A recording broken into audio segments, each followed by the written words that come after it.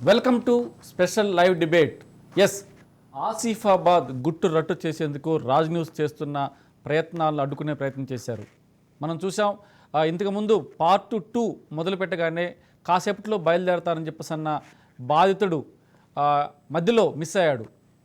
ఈ క్రమంలో అసలు ఏం జరిగింది అంటే ఈ అక్రమాల చిట్టా బయటికి రావడానికి, ఈ ఇష్యూలు బయటకు రాకుండా ఉండటానికి తిరుపతిని ఏదన్నా చేయాలని చెప్పేసి వాళ్ళు చేసిన ప్రయత్నాలు ఫలించలేదు. ఎట్టకేలకు తిరుపతి ఇప్పుడు రాజ్ న్యూస్ స్టూడియోలో ఉన్నాడు. అసలు రాజ్ న్యూస్ స్టూడియోకి వచ్చే ముందు ఏం జరిగింది, ఎలా తప్పించుకుని వచ్చాడు, తర్వాత ఈ ఇష్యూలన్నీ బయటకు వస్తే శంభు దాస్కి సంబంధించిన అక్రమాల చిట్టా బయటకు వస్తే చాలామంది గుట్టు రట్టు బయటకు అవుతుందని చెప్పని కూడా వాళ్ళందరూ భయపడుతున్న పరిస్థితి. రాజ్ న్యూస్ నిజాల కోసం పోరాడుతుంది, నిజాన్ని చెప్తుంది అనటానికి ఇదొక్కటే ప్రత్యక్ష నిదర్శనం. సో ప్రస్తుతం తిరుపతి మన స్టూడియోలో ఉన్నాడు. ఇంతకుముందు పార్ట్ 2కు సంబంధించి లైవ్లోకి రావాల్సి ఉండగా మధ్యలో మిస్ అయిన నేపథ్యంలో అసలు ఏం జరిగింది, ఏ రకంగా మిస్ అయ్యాడని చెప్పని కూడా మనం తిరుపతిలో తెలుసుకుందాం. తిరుపతి చెప్పమ్మా, అసలు ఏం జరిగింది? నేను స్టూడియోకి వద్దామని బయలుదేరినా సార్. మధ్యలో నాకు ఇది ప్రజావాణి నుంచి మెసేజ్ వచ్చింది పొద్దున. నేను మెసేజ్ వచ్చింది చెప్పాను నాకు. అవును, అయితే అది కనుక్కుందాం ఏంది అని చెప్పి ప్రజావాణి దగ్గరికి వెళ్ళాను సార్. డాక్యుమెంట్స్ అన్నీ తీసుకొని వెళ్ళినాను. అక్కడికి వెళ్ళేసరికి వాళ్ళ ప్రజావాణి అనేది నడవదు అని తెలిసింది. స్టూడియోకు బయలుదేరదామని చెప్పి రోడ్డు పైకి వచ్చేసరికి నలుగురు వ్యక్తులు ఎక్కడికి వెళ్తున్నావు, ఆగు, నువ్వు ఎక్కడికి వెళ్తున్నావు మాకు తెలుసు, అది ఇది అనేసరికి సార్ నాకు కొంచెం టెన్షన్ ఫీల్ అయింది. అంటే నాతో ఫోన్లో మాట్లాడినప్పుడు సార్ 10 నిమిషాల్లో మీ స్టూడియోకి వస్తా అని చెప్పి నాకు చెప్పావు కదా, మేము ఆల్రెడీ రెడీ చేసాం, నువ్వు స్టూడియోకి వస్తున్నావు అని చెప్పి అనౌన్స్మెంట్ చేసాం. తర్వాత కాసేపటికి వాయిస్ లేకుండా పోయింది. ఏం జరిగింది? అదే సార్, నలుగురు వ్యక్తులు వచ్చారు. వచ్చి నువ్వు ఎక్కడికి వెళ్తున్నావు ఏందో అంతా మాకు తెలుసు, నువ్వు బండి ఎక్కువ అన్నారు. అంతలో నేను ఏం చేశానంటే సార్, ఒక బండి ఎక్కిపోయారు. కొంచెం ట్రాఫిక్ వాళ్ళు వీళ్ళు చూస్తున్నారు అని చెప్పి నేను అది నాకు ప్లస్ అయింది. నేను ఏం చేశానంటే మెల్లగా వాళ్ళ దగ్గర తప్పించుకొని పేపర్లన్నీ పట్టుకొని పక్క గల్లీలలోకి వెళ్ళి తిరిగి నా లొకేషన్ ఏమన్నా ట్రేస్ అవుట్ చేస్తారేమో అని చెప్పి ఫోన్ స్విచ్ ఆఫ్ పెట్టి. ఓకే, దాని గురించి అంటే మాకు ఏమైనా అంటే ఒకవేళ నువ్వు వస్తున్నావు అని చెప్పేసి నేను ఆల్రెడీ అనౌన్స్ చేశాను, మరి కాసేపులో స్టూడియో ఉంటానని చెప్పి అనౌన్స్ చేశాను, కానీ మధ్యలో స్విచ్ ఆఫ్ అయిపోయింది. ఆ స్విచ్ ఆఫ్ అయిన తర్వాత మేము ఇమీడియట్గా స్థానిక పోలీసు సహకారం తీసుకొని తర్వాత ఏదో రకంగా ట్రాక్ చేద్దామని చెప్పంటే స్విచ్ ఆఫ్ అయింది, ఏం చేయలేకపోయాం. తర్వాత ఎందుకు స్విచ్ ఆఫ్ అయింది చెప్పిన కూడా మాకు తెలియలేకుండా పోయింది. అదే సార్, అయితే స్విచ్ ఆఫ్ పెట్టాను. గల్లీలో నుంచి తిరిగి సార్ ఆఖరికి వాళ్ళని తప్పించుకొని రాజ్ న్యూస్ స్టూడియోకు వచ్చేసాను సార్. ఎస్, చూశారు కదా, నిజానికి భయం లేదు, నిజానికి గెలుపే కానీ ఓటమి లేదు. ఓడిపోయినట్టుగా కనిపిస్తున్నావు కానీ ఓటమి నిజం దరిదాపుల్లోకి రాదు అన్నది ఈ సంఘటనకు ప్రత్యక్ష నిదర్శనం. ఇప్పుడు మనం చూస్తూ ఉన్నాం, ఈ చిట్టా ఏమైతే ఉందో దాదాపుగా 55 కోట్ల రూపాయలకు సంబంధించి శంభుదాస్ చేసిన ట్రాన్సాక్షన్స్. ఎవరైనా సరే ఈ 55 కోట్లు కాదు, మీరు కావాలని చెప్తాను చెప్పి అని ఎవరైనా అంటే మాత్రం డైరెక్ట్ స్టూడియోకి రండి. ఈ చిట్టాలో ఉన్న ప్రతి అంశాన్ని, ఎవరెవరికి ఎంత పోయినాయి, ఎవరెవరు ఎంత ట్రాన్సాక్షన్ చేశాడు, ఎలాంటి అక్రమాలు చేశారు చెప్పన్న ప్రతి విషయం కూడా రాజ్ న్యూస్ దగ్గర ఉంది. రాజ్ న్యూస్ క్రైమ్ బ్యూరో మొత్తం సేకరించింది. ఎవిడెన్స్ లేకుండా మేము ఎలాంటి ఆరోపణలు చేయం. ఎవిడెన్స్ ఉంది కాబట్టే ధైర్యంగా చెప్పగలుగుతున్నాం. పార్ట్ 2లో తిరుపతిని లైవ్కి రాకుండా అడ్డుకునే ప్రయత్నం చేసినప్పటికి కూడా నిజమని చెప్పాం కదా, ఆ నిజమే ఇక్కడి దాకా నడిపించిందని చెప్పిన మాత్రం చాలా వాస్తవం. చూస్తున్నారు కదా, ఇవి SBI బ్యాంకు సంబంధించి దాదాపుగా 55 కోట్ల రూపాయల ట్రాన్సాక్షన్ జరిగిన తాలూకు ఎవిడెన్సులు. సో దీంట్లో మనం ప్రస్తుతం తిరుపతి ఉన్నాడు కాబట్టి తిరుపతిని అడిగే మళ్ళీ తెలుసుకుందాం.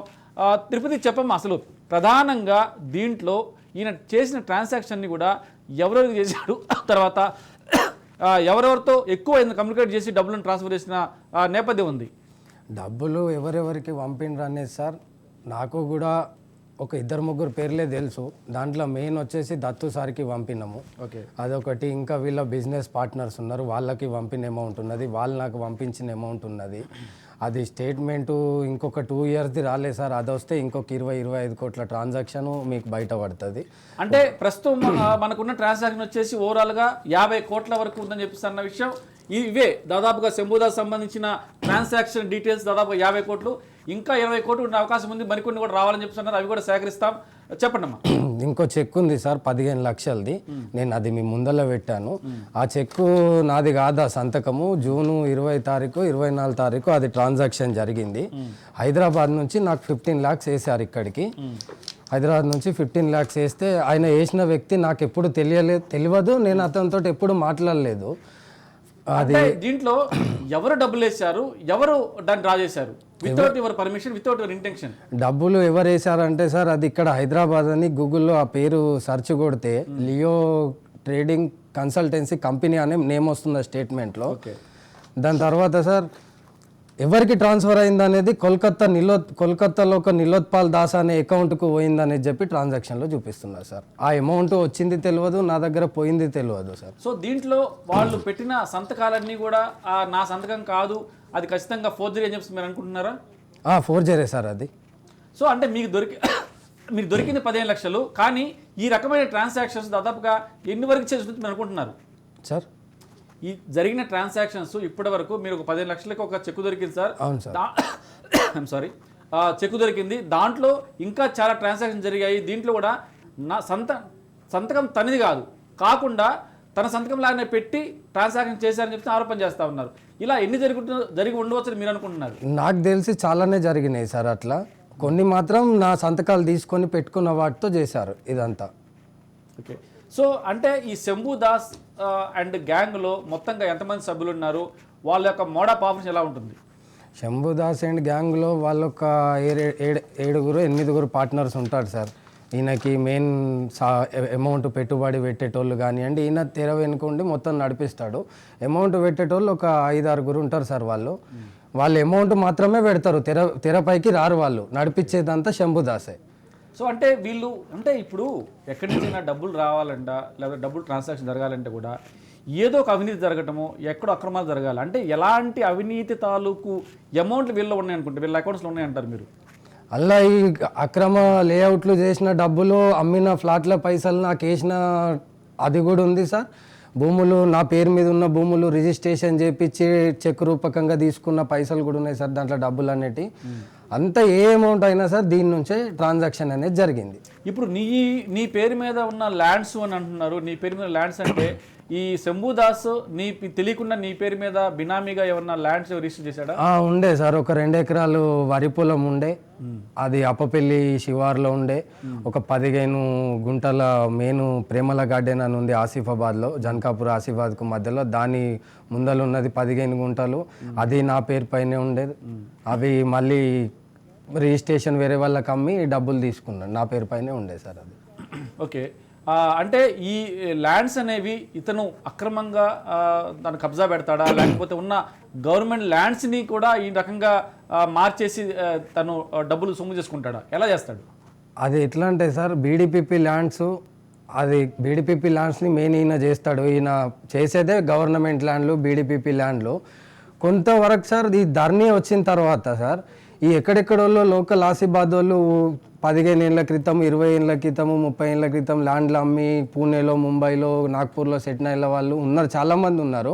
అట్లాంటి 2-3 ల్యాండ్లు ధర్నీలో పేరు రాగానే మళ్ళీ వాళ్ళని పిలిపించి కాంటాక్ట్ అయ్యి వాళ్ళని తెప్పించి ఇక్కడికి ఆ డబ్బులకి మాట్లాడి పట్టా పాస్బుక్ గవర్నమెంట్ ఆఫీసులలో మేనేజ్ చేసి పట్టా పాస్బుక్లు ఇష్యూ చేసుకొని రిజిస్ట్రేషన్ చేసుకొని తర్వాత ల్యాండ్ పైకి వెళ్ళి అక్కడ ట్రాక్టర్లు పెట్టడము, సాఫ్ చేయడము, ఏమన్నా వాళ్ళు ఎదురు తిరిగితే నా పేరుపై నుంచి కొన్ని సందర్భం వల్ల నా పేరు నుండి వాళ్ళపై కంప్లైంట్ పెట్టించి స్టేషన్లో కూర్చోబెట్టడాలు చేసి వాళ్ళంతటా వాళ్ళు ఎక్కడ తిరిగే ఓపిక లేక మాకు వద్దు సార్ ఈ ల్యాండ్ మీరు ఉంచుకోండి అనేదాకా తెచ్చి దాన్ని అప్పుడు కేసు విత్డ్రా చేసుకొని ల్యాండ్ అనేది టోటల్గా తన గ్రిప్లో తీసుకుంటారు. దాదాపుగా నీ పేరుతోటి దాదాపుగా ఎన్ని కంప్లైంట్ చేసి ఉండొచ్చు శంభుదాస్ పెట్టుంటారు నీ పేరు మీద? నా పేరుతోటి ఒక 3-4 కంప్లైంట్లు పెట్టింది సార్ ఇప్పటిదాకా. ఒకటి కోర్టులో కేసు కూడా నడుస్తుంది, 67 survey number Kawalkar Tarabai versus Porla Tirupati, మన ఆసిఫాబాద్ కోర్టులో నడుస్తుంది సార్ ఇప్పటికి అది. సో మన ప్రయత్నంలో వచ్చేసి మీరు చెప్తున్నారు గవర్నమెంట్ ల్యాండ్స్కి సంబంధించిన పట్టాలను ప్రైవేట్ పరం చేస్తూ అక్రమంగా అమ్ముతున్నారని చెప్పేసి. ఈ రకంగా గవర్నమెంట్ ల్యాండ్ను పబ్లిక్గా అమ్ముతుంటే ప్రభుత్వ యంత్రాంగం ఏం చేస్తుంది? యంత్రాంగం సార్ మొత్తం ఆయన మనుషులే ఉన్నారు. ఇక్కడ ఆఫీస్, రిజిస్ట్రేషన్ ఆఫీస్ ఆయనదే, ఎంఆర్ఓ ఆఫీస్ ఆయనదే, ఆర్డీఓ ఆఫీస్ ఆయనదే, అందరూ ఆయన మనుషులే ఉన్నారు సార్. పేపర్ వాళ్ళు ఎవరు రాయలేరు. ఒక ఈనాడులో వచ్చింది చూడండి సార్, మీకు పంపించిన ఆయన 2018 కాంపన్సేషన్ వచ్చినప్పటి నుంచి ఆయన పాపం చాలా రాస్తున్నాడు, కానీ ఏం ఫలితం లేకుండా పోతున్నది. ఆయన చేసిన అక్రమాల చిట్టా మొత్తం ఆసిఫాబాద్ డిస్టిక్లో ఈనాడులో వచ్చింది, అది మీకు పంపించాను సార్, మీరు చూసుకోవచ్చు ఒకసారి. తర్వాత దీంట్లో మొత్తంగా మనం గమనిస్తే ఎంతవరకు ప్రభుత్వ భూములను ఈయన అప్పన్నంగా కాజేసి అమ్మి ఉంటాడు అనుకుంటారు మీకు తెలిసి? నాకు తెలిసి సార్ ఇక్కడ చెక్ పోస్టు, ఆసిఫాబాద్ ఎంట్రన్స్లో చెక్ పోస్టు అనే ఏరియా ఉంటుంది, అక్కడ 2 ఎకరాల ల్యాండ్ ఉంది, అది బీడీపీపీ ల్యాండే సార్. అది ఫ్లాట్లు చేసి అమ్మారు, దాని తాలూకు అది కూడా మీకు పంపించాను నేను. ఇంకా అట్లా అంసాపూర్లో కూడా ఇది ఫ్లాట్లు చేసి అమ్మారు, అది మన అక్కడే ఏజెన్సీ ఏరియానే. ఊరంతా ఉంది సార్ ఆయనది, ఎక్కడెక్కడ లేవని చెప్పలేము, అంతటా ఉన్నది. దీంట్లో ఈ డాక్యుమెంట్స్లో మీకు అంటే మీ సంతకాలు నకిలీ అని చెప్పిన డాక్యుమెంట్స్ ఒకసారి తీసి చూపించండి. సో చూస్తున్నారు కదా, మనకు చెప్తా ఉన్నాడు తిరుపతి ప్రభుత్వ భూములకు సంబంధించి కూడా చాలా భూములను అక్రమంగా ఆయన కాజేశాడు. తర్వాత ఎంఆర్ ఆఫీస్ కావచ్చు, తర్వాత ఆర్డీఓ ఆఫీస్, ఎక్కడైనా సరే ఈయన మనుషులే ఉండి, అంటే ఎక్కడో శివార్లో ఉంది కాబట్టి ఎవరు కూడా రారు, తర్వాత ఎవరి దృష్టి లేదు, తర్వాత మీడియాలో కూడా రాకుండా చాలా రకాల కన్నింగ్ ప్రయత్నాలు చేశాడు అని చెప్పేసి కూడా చెప్తున్న పరిస్థితి. సో ఇలాంటి క్రమంలో ఖచ్చితంగా ఈ గిరిజన భూములు, ప్రభుత్వ భూములకు ఖచ్చితంగా ఇది సామాన్యులకు చేరాల్సిన ల్యాండ్ను ఆయన ఈ రకంగా చేస్తున్నాడు కాబట్టి దీని మీద పూర్తిగా సమాచారం తెలుసుకునేందుకు ఒక చిన్న బ్రేక్ తీసుకుందాం. చూస్తున్నాం కదా, అక్రమాల చిట్టా ఒక్కోటి ఇప్పుతూ ఉంటే నిజంగా ఈ రకంగా అంటే ఎక్కడో దూర ప్రాంతంలో ఉన్న ప్రాంతంలో ఇంతటి అరాచకాలు, ఇంతటి దారుణమైన పరిస్థితులు, అంటే ప్రజల సొమ్మును అప్పనంగా కాజేస్తున్న ఇలాంటి గ్యాంగుల పట్ల ప్రభుత్వం, కాంగ్రెస్ ప్రభుత్వం ఖచ్చితంగా చర్యలు తీసుకోవాల్సిన అవసరం ఉందని కూడా తెలుస్తూ ఉంది. దీంట్లో ఇప్పుడు మనకు ఒక చిన్న ఎవిడెన్స్ కూడా మనకు చెప్తా ఉన్నాడు తిరుపతి.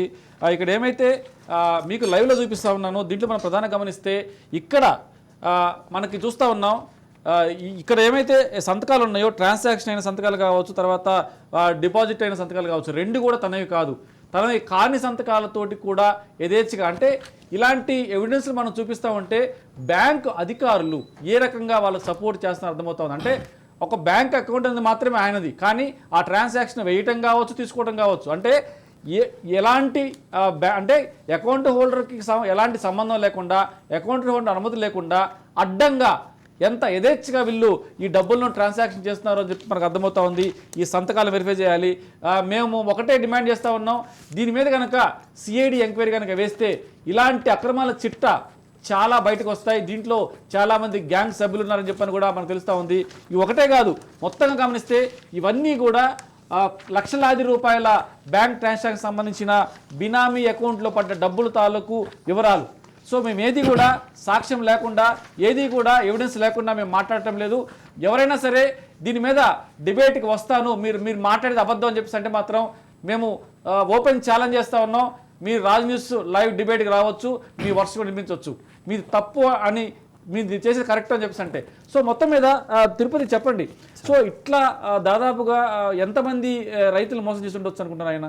రైతులు ఆయన వల్ల ఊర్లో చాలా మంది మోసపోయారు సార్.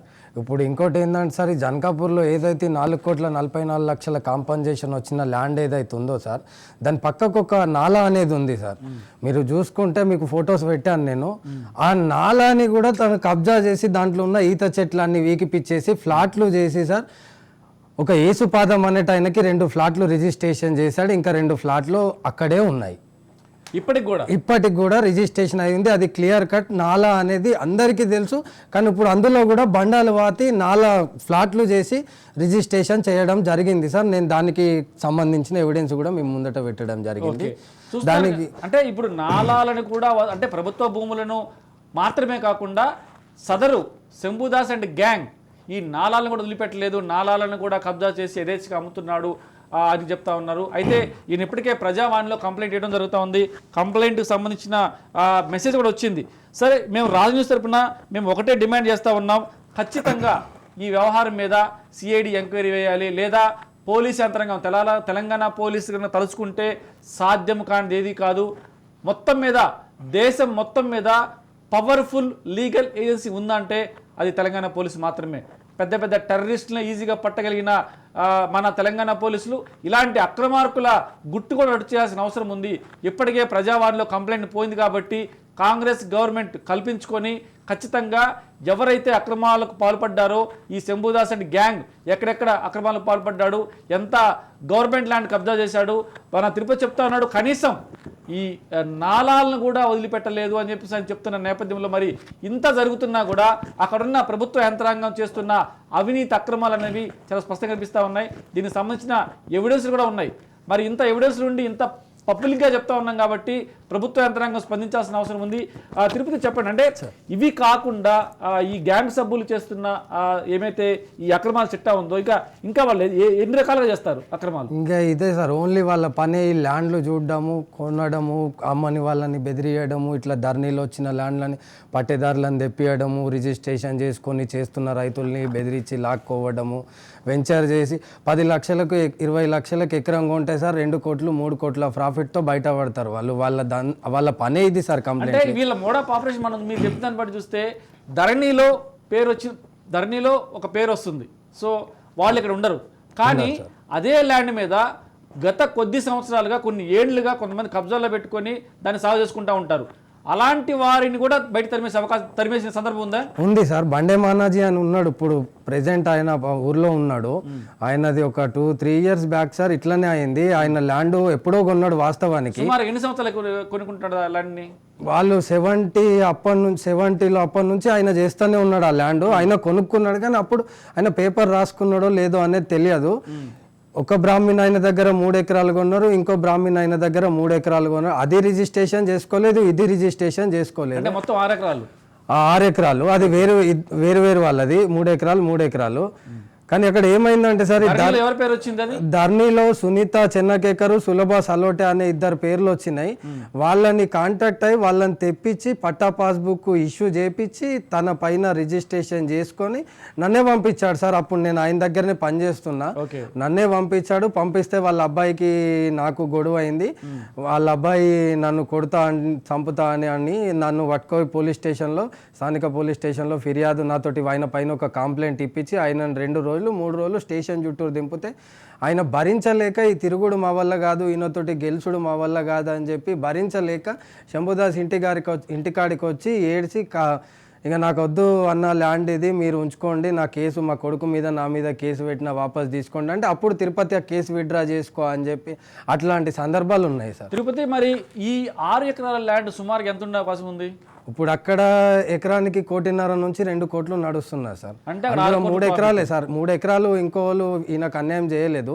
ఈ సులభ సలోటే సునీత చెన్నకేకర్ వాళ్ళది మాత్రమే ఈయన గుంజుకున్నాడు. సో దీంట్లో అసలు ఓనర్స్కి వీళ్ళు ఇచ్చే డబ్బులు ఎంత? 3 ఎకరాలు 3 కోట్లు అంటున్నారు. 3 కోట్లలో అది మార్కెట్ వాల్యూ. అసలు ల్యాండ్ ఓనర్స్కి అంటే ఎవరైతే ధర్నీలో పేరుందో వాళ్ళకి ఎంత ఇస్తారు డబ్బులు? 20 లక్షలు 25 లక్షలు ఇస్తారు సార్ ఎకరానికి, అంతకు మించి ఇయ్యారు. సో మొత్తం 40 లక్షలు 60 లక్షలతోటి 3 ఎకరాలు కొనేస్తారు, కానీ వాళ్ళు మాత్రం 6 కోట్లు దీని మీద లాభం పొందుతారు. సో మొత్తంగా ఈయనకి ఎన్ని కార్లు ఉన్నాయి, తర్వాత అలాగనే ప్రాపర్టీస్ అంటే మీకు తెలిసి మీరు అంతకుముందు డ్రైవర్గా పనిచేశారు కాబట్టి తర్వాత మీకు కూడా కొంత సమాచారం ఉంటుంది, ఎంత మేరకు ఆస్తులు ఉండే అవకాశం ఉంది? ఆయనకు ఆస్తులు అన్ని ఏజెన్సీ ఏరియాలో ఉండడం వల్ల సార్ ఆస్తులు అనేది రిజిస్ట్రేషన్ ల్యాండ్లు ప్రాపర్టీ అనేది చాలా తక్కువ ఉన్నాయి. అంసాపూర్లో ఒక 4 కోట్లు 5 కోట్లు కట్టే మా ఆసిఫాబాద్ డిస్టిక్లో ఎవరికి లేనటువంటి అంత పెద్ద ఇల్లు ఆయన కట్టిండు కొత్తగా. అది అందరికీ తెలుసు ఊర్లో. మళ్ళీ గుండితోవ్వలో ఒక పెద్ద బిల్డింగ్ ఉండే, అది కూడా నాన్ రిజిస్ట్రేషన్ కిందనే ఉన్నది, ఏజెన్సీ ఏరియాలో ఉన్నది కాబట్టి. పొలాలు అవి ఇవి చాలా ఉండే సార్. ఇట్లాంటిది ఏమన్నా ఫ్యూచర్లో జరుగుతాయని కొంత మేరకు వాళ్ళు వేరే వాళ్ళ పైన ట్రాన్స్ఫర్ చేసుకొని అట్లా పెట్టుకొని ఉన్నారు. ఇప్పుడు కరీంనగర్లో ఒక G+5 అపార్ట్మెంట్ కడుతున్నాడు ఆయన దగ్గర ఆయన కార్ల వాల్యూవే సార్ 2 నుంచి 3 కోట్లు ఉంటుంది. మొత్తం ఎన్ని కార్లు ఉన్నాయి ఆయనకి? ఏమేమి కార్లు ఉన్నాయి ఆయనకి? ఒక ఫార్చునరు, ఒక BMW, 2 BMWలు ఉన్నాయి, ఇంకా ఇన్నోవా క్రిస్టా ఉండే, ఒక తార్ ఉండే, చాలా ఒక 7-8 వెహికల్స్ ఆయన ఒక 2018 నుంచి సార్, అప్పుడు ఒక జస్ట్ కార్ ఉన్నప్పటి నుంచి ఇప్పుడు ఫార్చునర్ BMW లెవెల్కి వచ్చారు. మా ఊర్లో అందరికీ తెలుసు ఆయన దగ్గర 2017కు ముందు ఏం లేదనేది తెలుసు. ఇప్పుడు ఆయన 2018 కాంపన్సేషన్ ఏదైతే మెయిన్ ఆర్డీఓ తోటి కలిసి చేసిన కాంపన్సేషన్ వల్లనే ఆయన అయిపోయింది సార్. దాని తర్వాత ఓదానికోటి ఇట్లాంటి ల్యాండ్లు చేయడం, వెంచర్ చేయడము అట్లా చేసుట్లో ఇంకెక్కువ అయిపోయింది సార్. ఇప్పుడు శంభుదాస్కి ఆర్డీఓకి ఉన్న సంబంధం ఏంటి? ఇద్దరి మధ్య ఏ రకమైన ట్రాన్సాక్షన్ చేసి ఉంటాడు? శంభుదాస్కి ఆర్డీఓకి సంబంధం ఎట్లుండే అంటే సార్, ఈ కాంపన్సేషన్ వచ్చినప్పుడు రోడ్డు పోతుందని తెలిసినప్పుడు ఆర్డీఓని శంభు సార్కి పరిచయం చేసింది ఎంసీ భరత్. ఆయన మా డిస్టిక్లో ఉండే మండల్లో ఉండే ఎంసీ ఆయన ఈయనకి శంభుదాస్ని పరిచయం చేశారు. పరిచయం చేస్తే శంభుదాసు ఈ ల్యాండ్ని ఇట్లా పోతుంది అట్లా పోతుంది, మాకు కాంపన్సేషన్ ఎక్కువ రావాలని చెప్పి ఆర్డీఓ వాటా మాట్లాడుకోవడం జరిగింది. శంభుదాసు భరత్ గారి వాటా మాట్లాడుకోవడం జరిగింది. దాని తర్వాత నాగోరావుది వాటా మాట్లాడుకోవడం జరిగింది. కాంపన్సేషన్ అనేది ఒక 1 monthలో కాంపన్సేషన్ వచ్చేసింది.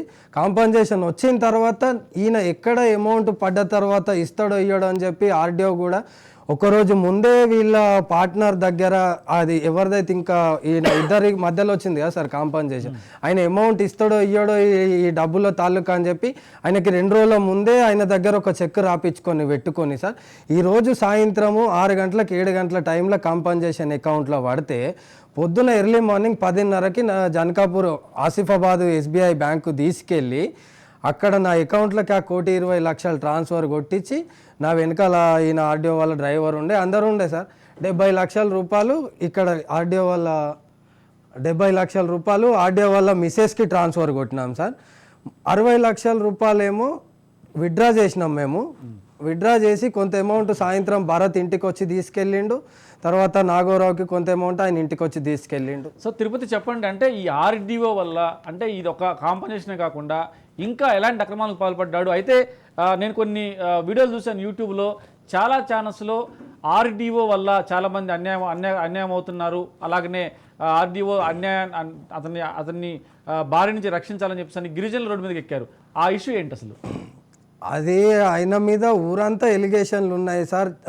రెబ్బెన నుంచి వాంకిడి మండల్ దాకా రోడ్డు పోయిన దాంట్లో చాలా అక్రమాలు చేశారు. కొన్ని సందర్భాలలో సార్ కొందరు ల్యాండ్లు పోయినట్టు క్రియేట్ చేసి డబ్బులు తీసుకోవడం జరిగింది. 2-3 సార్లు పేపర్లో రావడం జరిగింది, న్యూస్ పరంగా రావడం జరిగింది. ఆయన పైన పెద్ద ఎత్తున ఎలిగేషన్లు ఉన్నందువల్ల లాస్ట్ టైం ఆయన ఈ కళ్యాణ్ లక్ష్మిది ఏదో బయట పడితే సార్, అప్పుడు ఆయన ట్రాన్స్ఫర్ జరిగింది. సో అయినా కూడా ఎందుకు ప్రభుత్వ యంత్రాంగం కావచ్చు, ఆ ఉన్నతాధికారులు అతని మీద ఎందుకు చెల్లించడానికి వెనుకడుతున్నారు? ఏమై ఉంటుందంట కారణం? ఇట్లాంటి వాళ్ళే సార్. ఇప్పుడు ఏమైనా శంభుదాస్ లాంటి వారు చూసుకుంటారనే ధైర్యం ఆయనకి.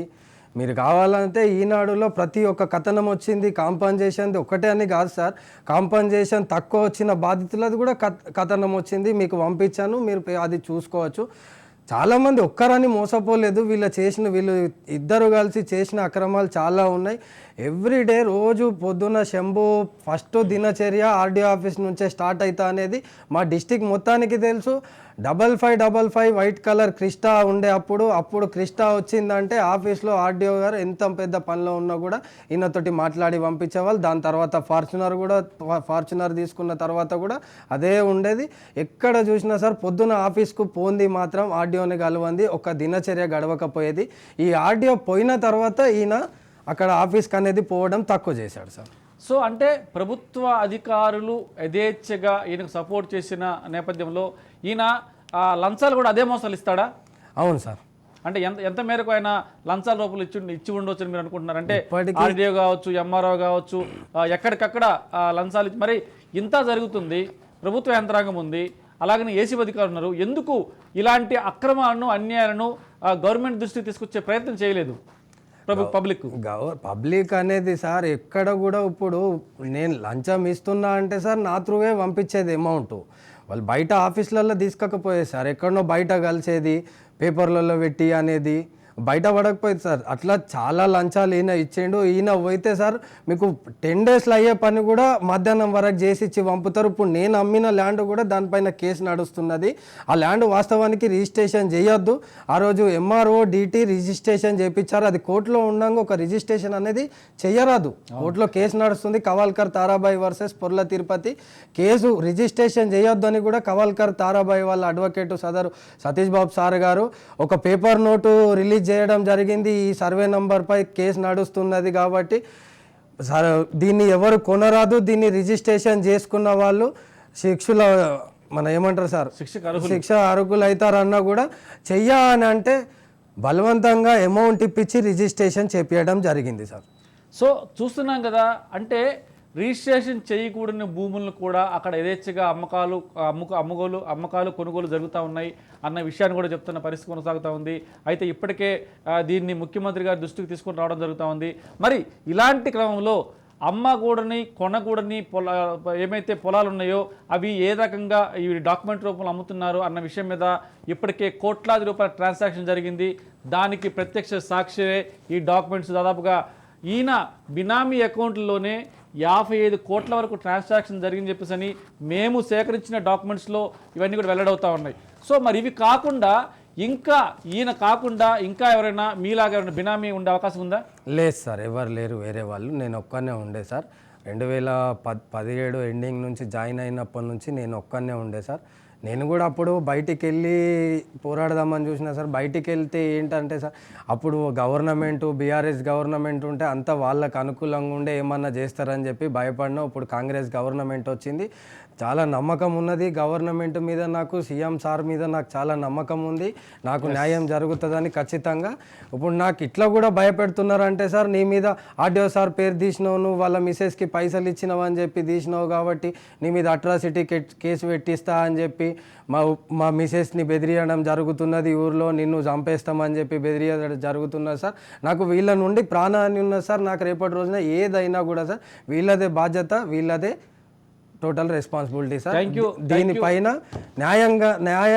న్యాయం జరగాలనేది నాది ఒక కోరిక సార్. Thank you Tirupati. నిజంగా ధైర్యంగా ముందుకొచ్చి నీకు జరిగిన అన్యాయం కాకుండా టోటల్గా జరుగుతున్న అన్యాయాన్ని బట్టబయలు చేశారు. ఇవన్నీ కూడా దాదాపుగా 55 కోట్లకు పైబడి ఇంకా చాలా డాక్యుమెంట్ 2 ఇయర్స్ దొరకట్లేదు సార్. ఈ ఒక్క చెక్కు కోసం సార్ నేను 25 రోజులు వెయిట్ చేయాల్సి వచ్చింది.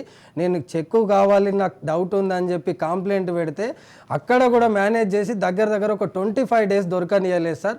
అప్పుడు నేను సీరియస్గా మేనేజర్కి చెప్పి మీరు ఇవ్వగలుగుతారా, ఇవ్వలేరా, మీరు ఒక లెటర్ ఇవ్వండి నాకు, నేను ఫర్దర్గా వేరే దగ్గర నుంచి కేసు పెట్టి తీసుకుంటానంటే 25 తారీఖు కంప్లైంట్ పెడితే సార్ 24 తారీఖు 23 తారీఖు సాయంత్రం నన్ను పిలిచి ఇవ్వడం జరిగింది. అంత లోపల చెక్ నా చేతికి రానియలేదు. చూస్తున్నారు కదా, అంటే బ్యాంకు అధికారుల కాడి నుంచి ప్రభుత్వ అధికారుల కాడి నుంచి ఆర్డీఓలు కావచ్చు, ఎంఆర్ఓలు కావచ్చు, అందరూ కూడా సహకరిస్తున్నప్పుడు మరి అతని అత్యాశకు అంతే ఉంటుంది. ఖచ్చితంగా దీని మీద ఎంక్వైరీ వేయాలని చెప్పేసి కూడా రాజ్ న్యూస్ క్రైమ్ బ్యూరో కోరుతా ఉంది. ఎంక్వైరీ చేస్తే ఈ అక్రమాల చిట్టా చాలా విషయాలు బయటకు వచ్చే అవకాశం ఉంది. దీంట్లో ఉన్న ప్రభుత్వ అధికారులు బ్యాంకర్స్ కావచ్చు, ఆర్డీఓ కావచ్చు, ఎంఆర్ఓ కావచ్చు, చివరికి ఆర్డీఓ కూడా నేను మా మిస్సెస్ పేరు తీసుకొచ్చా కాబట్టి SC ST కేసు పెడతామని చెప్పని బెదిరించడం కూడా పరిగణలోకి తీసుకోవాలి. ఇతనికి ప్రాణరక్షణ ఉంది, అంటే ప్రాణహాని ఉంది. ఎందుకంటే మనం పార్ట్ 2 రిలీజ్ చేయడానికి ఎప్పుడైతే పిలుస్తున్నప్పుడే మధ్యలో ఎస్కేప్ చేశారు. ఒకవేళ దొరికింటే అతని పరిస్థితి అయింది. ఇప్పటికి కూడా ఇప్పుడు ఎవరైతే బినామీ తిరుపతి వచ్చి ఇక్కడ రాజ్ న్యూస్కు సాక్ష్యం ఇచ్చాడో అతన్ని చంపేందుకు కుట్రలు జరుగుతూ ఉన్నాయి. ఖచ్చితంగా ప్రభుత్వం స్పందించాలి. కాంగ్రెస్ ప్రభుత్వం మీద చాలా నమ్మకం ఉంది తిరుపతి కూడా. రాజ్ న్యూస్ కూడా గట్టిగా నమ్ముతూ ఉంది. కాంగ్రెస్ ప్రభుత్వంలో తెలంగాణలో అక్రమాలకు అవినీతికి చోటే లేదు. ఎవరైనా చేస్తే వాళ్ళు అందు చూస్తుంది కాంగ్రెస్ అని చెప్పని కూడా మేము కోరుకుంటున్నాం. ఖచ్చితంగా ఫర్దర్గా ఇలాంటి అక్రమాలపైన ఖచ్చితంగా మీకు సమాచారం ఉంటే రాజ్ న్యూస్ చెప్పండి. ఇది ఇంతటితో ఆగిపోదు. ఈ కేసుకు సంబంధించి సిఐడికి ట్రాన్స్ఫర్ అయ్యేదాకా, తర్వాత ఈ తిరుపతికి న్యాయం జరిగే వరకు, తర్వాత ఆ గ్రామంలో జరిగే అరాచకాలను ఎప్పటికప్పుడు బట్ట బయలు చేస్తూనే ఉంటుంది రాజ్ న్యూస్ క్రైమ్ బ్యూరో. ఇది చిన్నారెడ్డి సైనింగ్ ఆఫ్.